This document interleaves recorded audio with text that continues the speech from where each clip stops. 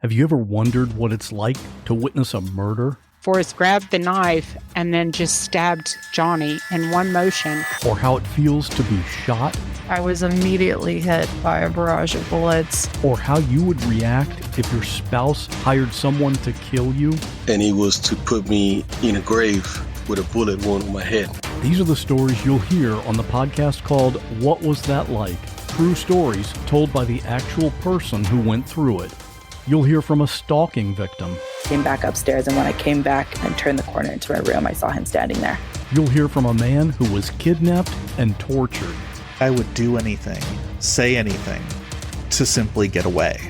And you'll hear actual 911 calls. Take a deep breath. Oh my God! Take a deep breath. Oh my God! Take a deep Oh my God! Real people in unreal situations.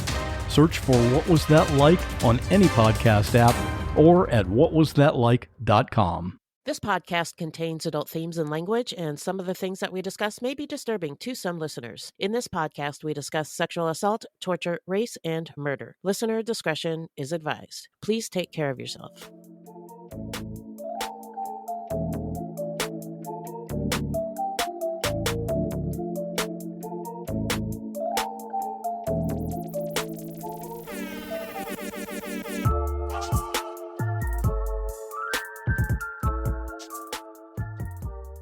So now let's get into the early life of Miss Celestine Payne.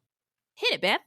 Okay, so I couldn't find anything about her early life. Oh, shoot. Yeah. Okay. Bummer. But according to court records, she had a history of psychiatric problems for which she was prescribed medications.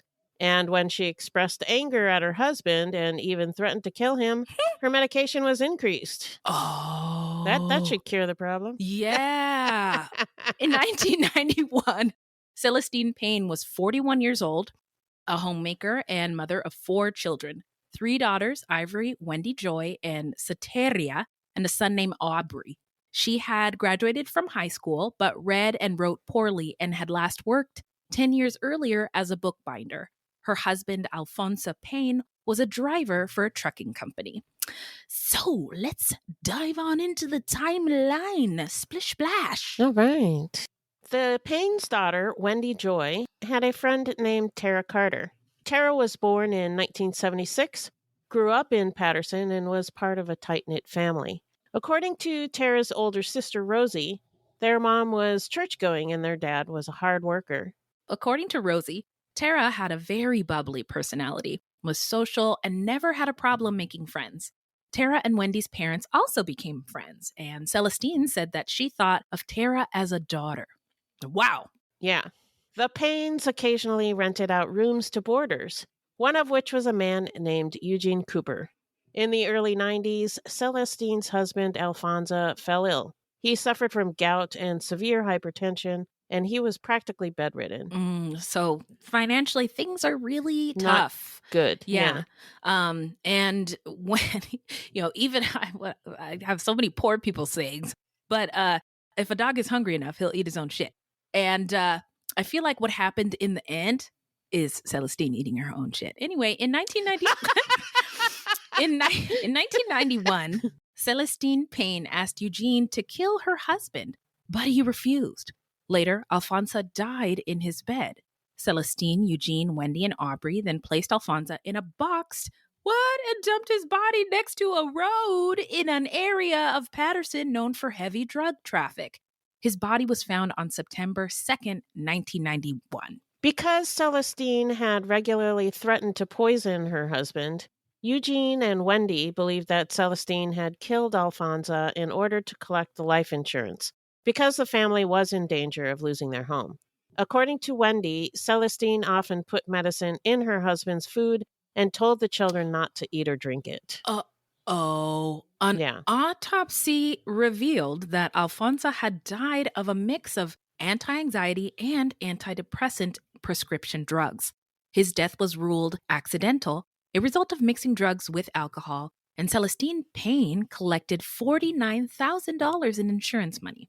Strangely enough, although Alfonso did not suffer from depression, the drugs that caused his death matched exactly the medication prescribed to Celestine Payne. Wow. An ironic full circle moment. Oh, wow. Oh, man. That's wow. So around this time, Tara and her mother moved to Alabama while her sister Rosie stayed in Patterson to finish high school, living with a friend. In Alabama, Tara met a boy and became pregnant at 14, giving birth to a daughter that she named Bernicia. Tara's father, who still lived in New Jersey for work, later relocated with the family to Albany, Georgia. But Tara missed her hometown and she returned to Patterson, reuniting with her sister Rosie. Tara rented a room at Celestine's house and began focusing on getting her cosmetology license. She wanted to become a hairdresser, then moved back to Georgia to be with her daughter, who was living with her parents at the time. And that couldn't have been easy to be away from your child. You know what I mean? Yeah. But, we do what we got to do to have a better life. Yeah. And I think that she, at the time, she wasn't ready to be a mom. Mm-hmm. And she went to Patterson and then realized that she was ready and got her shit together. I see. Okay.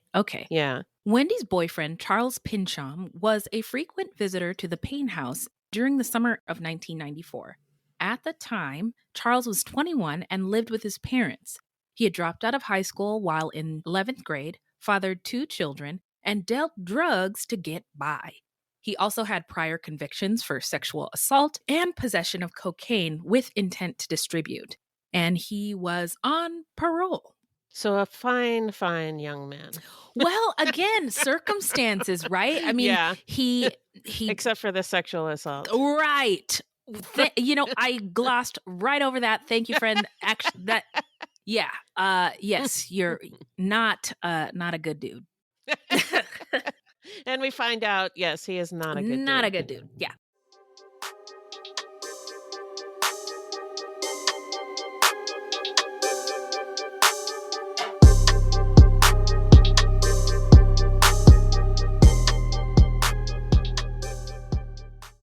This episode is brought to you by BetterHelp. What's the first thing you'd do if you had an extra hour a day?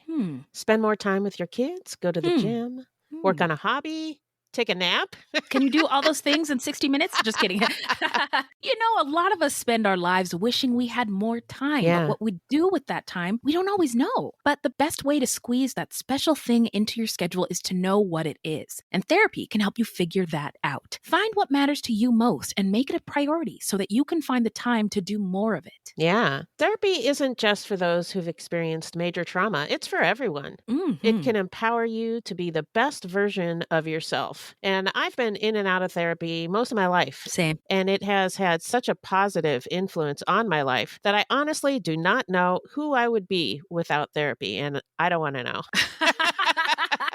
I don't want to know either.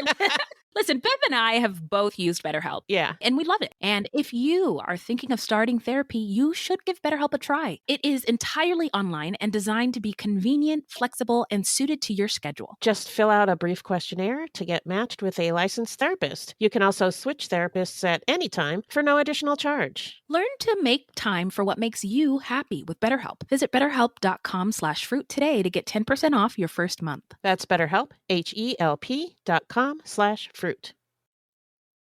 So that year, Celestine purchased a life insurance policy on her boarder, Eugene Cooper, naming herself as the beneficiary on the policy. And that summer, Celestine, Wendy, and Charles spent a lot of time in Celestine's kitchen, plotting the death of Eugene Cooper for the insurance money. Wow. While Eugene sat in the very next room watching television. Of all the kitchen table conversations I've had in my life, never has plotting a murder been one of them. Oh my God. On September 13th, 1994, Charles, on directions from Celestine, left the house with Eugene to go to the liquor store and then stabbed Eugene multiple times in the stomach with a butcher knife provided by Celestine and ran away, leaving Eugene for dead. Wow. Yeah. Wow. Fortunately, Eugene survived the attack, but he was in the hospital in intensive care for a month. He told police that he'd been stabbed by a man named Charles Darby. And I could never figure out if he actually thought his name was Charles Darby or if he gave him the wrong name on purpose. That's interesting. But yeah, investigators, of course, were never able to locate a Charles Darby. Yeah. And the case stalled. And then when Eugene was released from the hospital, he went into hiding because he was scared and police were unable to locate him. Okay.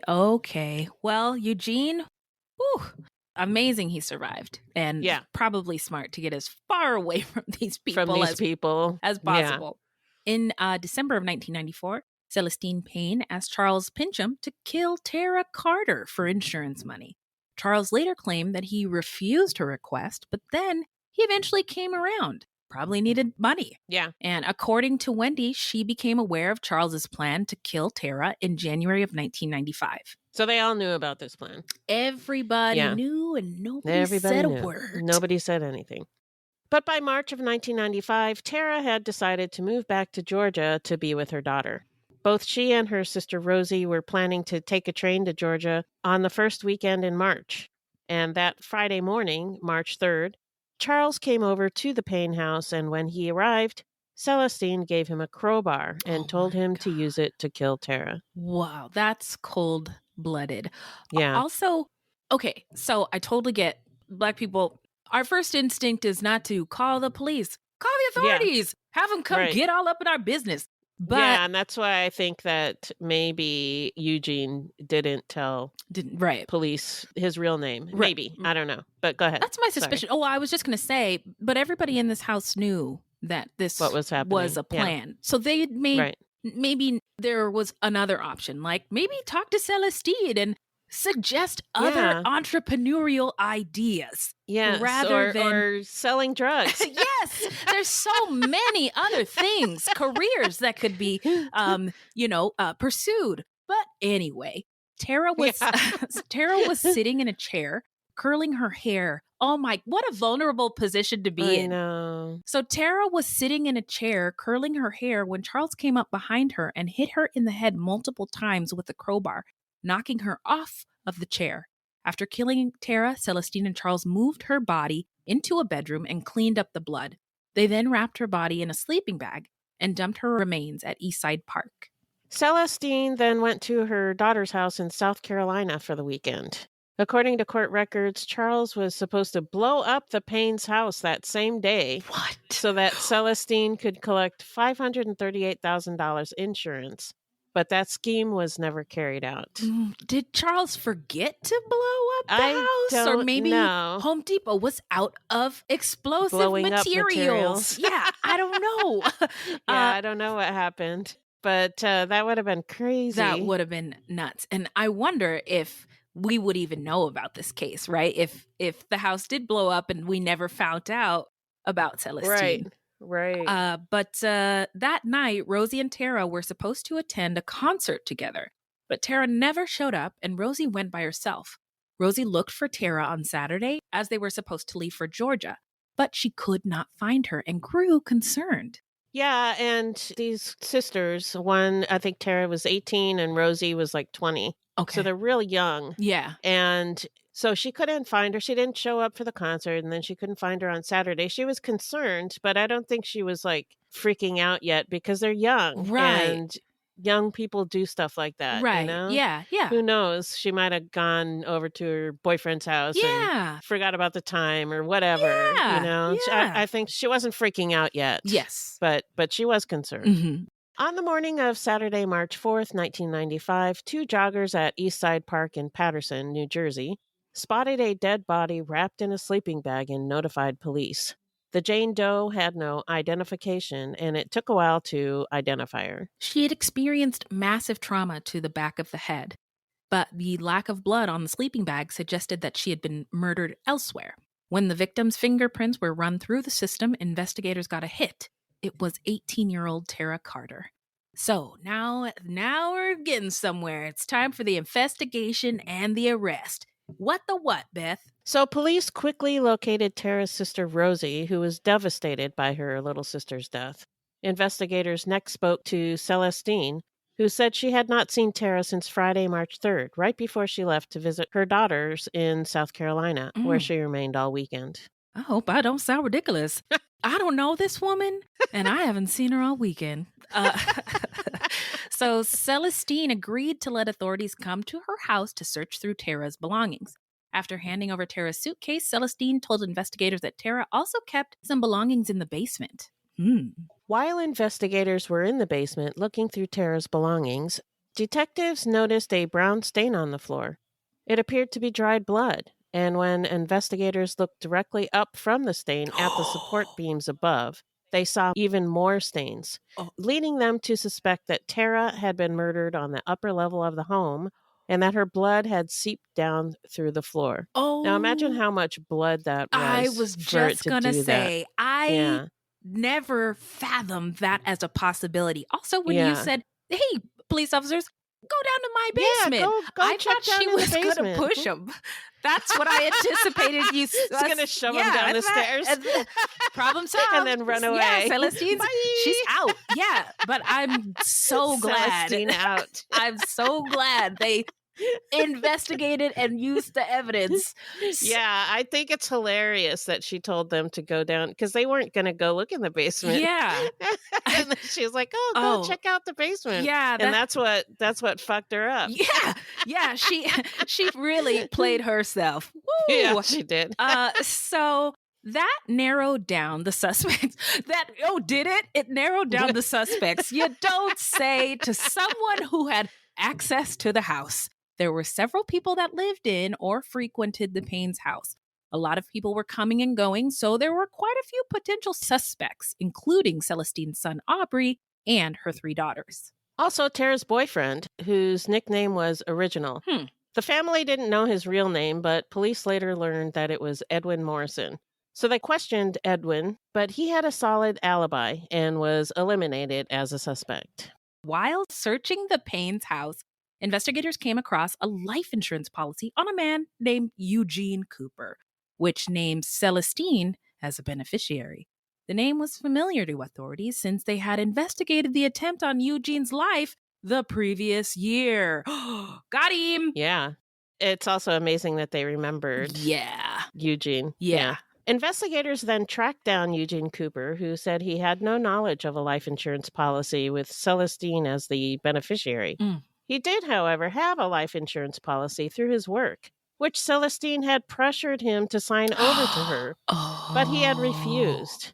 It turned out that Celestine had taken out a second policy and forged his signature on it. Oh, wow. So Eugene said that the man who stabbed him was someone who frequently hung out at Celestine's home and had dated one of her daughters. While no one by the name of Darby had come up in Tara's investigation, Celestine told police that her daughter Wendy was dating a man named Charles Pincham. Wondering if the 2 men were the same person, investigators showed Eugene a photo lineup, which included a photo of Charles Pincham, and he identified Charles as his attacker. Yes. Authorities then located Charles at his mother's house and took him into custody.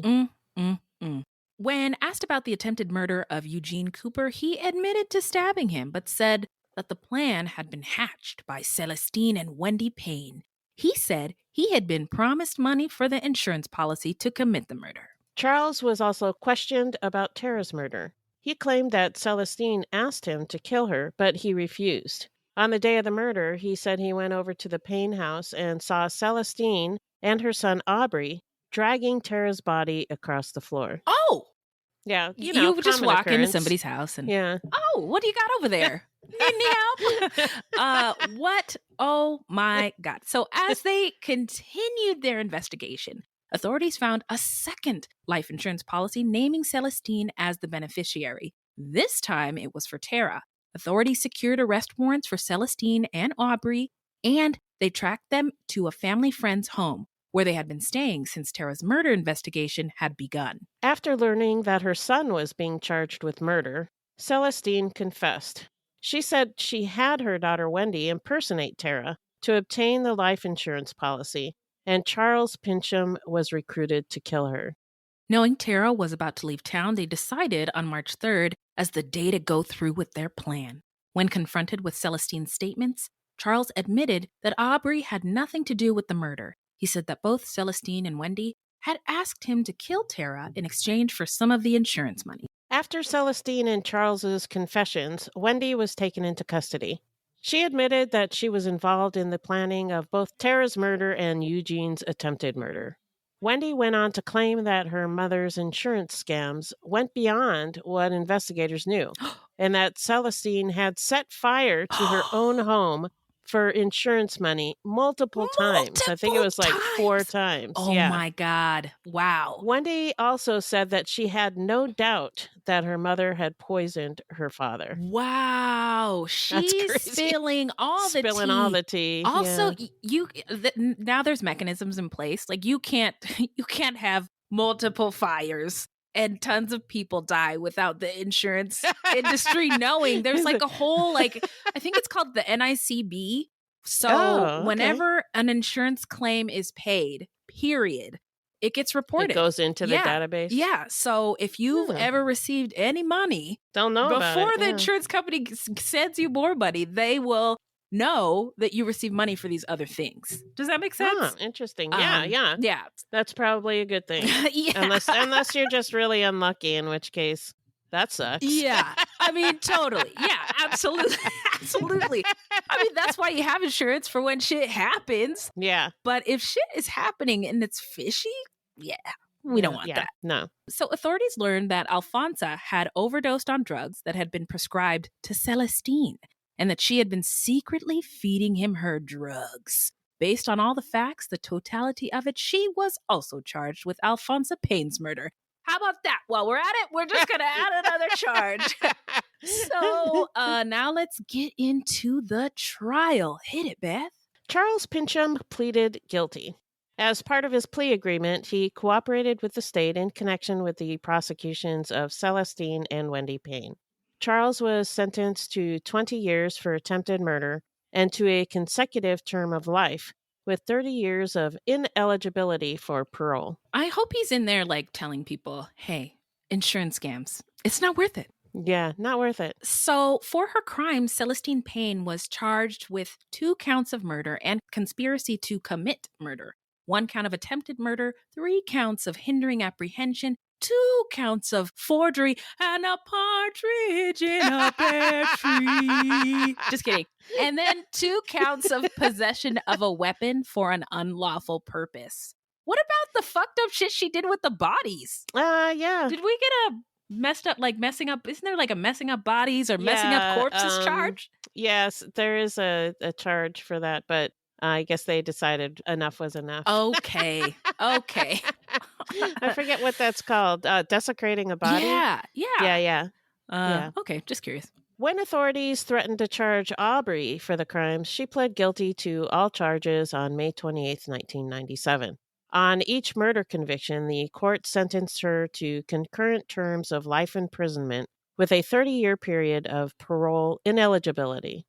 Wendy Payne pleaded guilty to 2 counts of conspiracy to commit murder in the 2nd degree and 1 count of attempted murder in the 1st degree, and she was sentenced to 28 years in prison. Celestine's son, Aubrey Payne, faced charges for helping dispose of his father's body. We're not sure what happened with his case, but he's not currently incarcerated, and I didn't see that he was ever incarcerated. So I wonder, maybe I don't know. Yeah, that's interesting. So now let's get into where are they now? Well, Wendy Payne was released from prison in 2009. Celestine Payne and Charles Pincham are still incarcerated. Payne will be eligible for parole in 2025 and Pincham in 2031. Wow. Yeah, and I'm not really sure why there's a difference because they both got 30 years ineligibility for parole. So, and I think Pincham pleaded first, so I don't know why there's like a 6-year difference. I'm sure it's the judge's fault, and maybe maybe it could just be good old fashioned racism. You know, a black man getting a harsher punishment than A black woman? anybody else. Yeah. Yeah. I mean, black That would men be- in the imaginations of white people are dangerous. More dangerous than, Yeah. In 2021, Celestine Payne petitioned the court for compassionate release. She suffers from a combination of medical conditions, including kidney disease requiring dialysis and diabetes. She had her left leg amputated below the knee and has suffered a heart attack. Ooh, well, none of those are good Not things. well. Yeah, but isn't that interesting? Like the karma of it all? Yeah. So her request was denied. Because she requires full-time nursing, she is currently living in the infirmary at Edna Mahan Correctional Facility for Women. So that's weird, living in an infirmary. Yeah. Well, I mean, that it makes a lot of sense. I mean, I don't know what the heck would.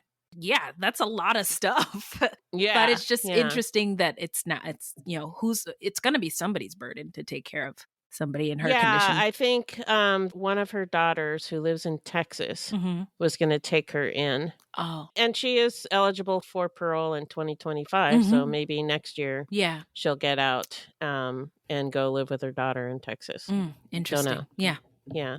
But also, you think that she's this infirm, she wouldn't be able to do anything. But her skill was not in doing things. It was more in convincing other people to do things. So much for saying that. Yeah. She had to have been like super charming. Yeah. So, I mean, I don't know. I mean, it's maybe she's reformed.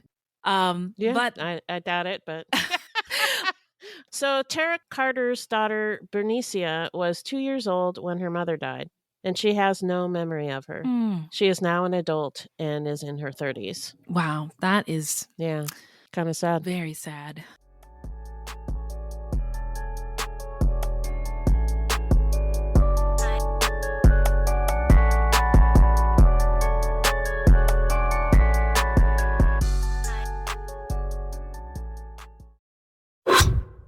So when the scammer uses the hypnotic method of building rapport, then they create dysfunctional, delusional reality. That's how a scam begins. Convincing the mark that it makes perfect sense to hand over their money to a con artist. The Scams and Cons podcast tells you how scams are run. You'll hear how people are convinced to buy fake art, buy machines that print money, or steal your house. I get a phone call from my wife, and she let me know that they had decided to move all our stuff out. I could no longer do anything about it except go through an eviction. And you'll hear it from the experts, people who run the cons. So we go to your bank, you go in and get $6,000 cash, give us each $3,000, we give you this. You go home, and what you find out is cut up newspaper. It's fun to know how the trick is done, and that's what Scams and Cons is all about. Listen at scamsandcons.com or wherever fine podcasts are found. From DNA testing to the Dixie Mafia, Crime Capsule brings you new stories of true crime in American history. I'm your host, Benjamin Morris.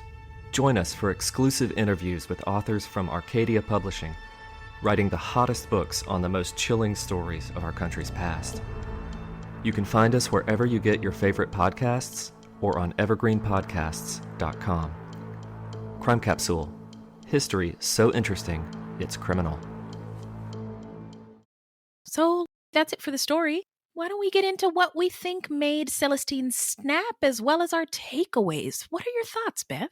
Well, Celestine Payne was described as mentally ill and someone without many skills. She could barely read and write. She did not have a job. I think the one job that they mentioned was she was a bookbinder, which is, just physical labor and probably doesn't pay very much. Yep. And she had 4 children to take care of. Yeah. Her husband, Alfonso, was sick and they were in danger of losing their house. And she set fire to her own home for insurance money. Yeah. And I don't know when those things happened, but I think murdering people for insurance money, as sick as it is, became her way of making money to survive. I couldn't agree more. Yeah. Yeah. Now, how you get to that point, killing people, especially people you know, and involving your own children in your schemes, I don't know. I think you'd have to have at least some psychopathy to be able to do that. I also think this would make a great series on HBO or Netflix. Yeah. Because of the fraud and how the complexity of it. Yep. This person is, she's orchestrating all this stuff. Yeah. She's like Griselda Blanco without the drugs. Yes. Yeah. I would also like to know a lot more about, or anything about her childhood. We couldn't find anything about her childhood, and it would be good to know, like, what happened to her. Yeah. What the fuck? Yeah. What the fuck happened to her to make her be this way? Yeah. Yeah, but clearly she was averse to being destitute, right? Like she was at that level of struggle that anything else, that I can't let this happen. I can't lose my job. I can't lose my kids. And, when you are poor and Black, it's not just that you don't have, it's that other people will see, because she has kids, right? Other people see her not having enough, and she could have been in jeopardy of losing her kids, right? And then losing your home on top of that. So I just think she was just really afraid and made some really shitty decisions. Yeah. The amount of money that she got from these schemes was not that much either. Yeah. So, I mean, I think it was just like survival. Yeah. Sick. But, absolutely. And I mean, people were harmed gravely, like Eugene, and 2 people were murdered. So I don't want to, I certainly do not want to minimize that or not at all characterize Celestine's actions. Or dismiss it as, she was just, I mean, lots of people are destitute and they don't kill anybody. So, Right. But we talk about this so much because every week we do a true crime podcast, but a lot of times it's, imagine if everybody had what they needed, if everybody had basic right to shelter, live, food, water, safety. I think a lot of these, we wouldn't have anything to talk about on Tuesday nights, Fred. So wouldn't that be great? Yeah. Put us out of business, people. Come on, let's change the world. Bringing her family, and that's kind of why I thought maybe she didn't think that she was really doing anything evil, because why would you also involve your children, right? Like if you love them and you're doing all this stuff for them, bring But she them also, like, when she got caught, she like turned on Wendy. So maybe So there is something. There's something wrong. We got to talk about Celestine. Right. Yeah, we got to talk about that girl. Somebody lay hands on her. So I did find it interesting that she involved Wendy in her schemes. The other 2 daughters were not mentioned at all. And then Aubrey, he was involved in disposing of his father's body. I don't know how involved he was. I mean, as far as we know, he wasn't involved in Tara's murder at all. But when he got charged, Celestine freaked out and confessed.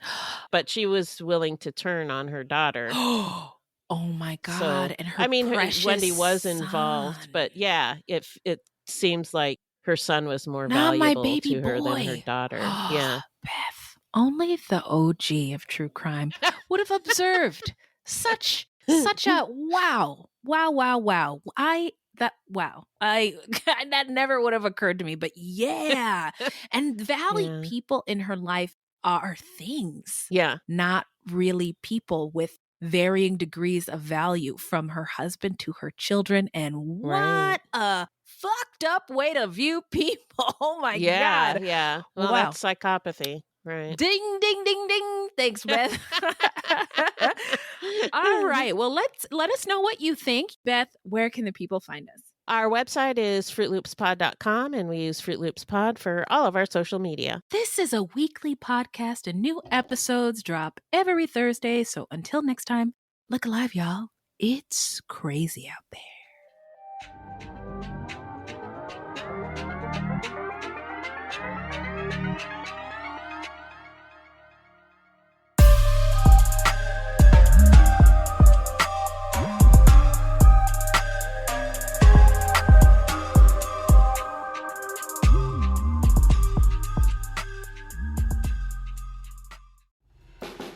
Listen to Mr. Bunker's Conspiracy Time podcast. It's a fun show about weird stuff. New episodes every Wednesday, ya eggheads. I'm Art. And I'm Andy. And Mr. Bunker's Conspiracy Time is a podcast about conspiracies, the paranormal, UFOs, unsolved mysteries. We're going to be discussing the Kennedy assassinations. Oh, yeah, that's his nickname, Finger Banging Bob Lazar. Give me some aliens with some good frickin' spacecraft. The whole enchilada. The only thing bigger than Bigfoot's feet are our egos. If you like simulation theory, ancient history, egghead science, and Mandela effect, that kind of stuff, So check it out. New episodes every Wednesday. All the links you need on MrBunkersConspiracyTime.com. and we'll see you in the bunker.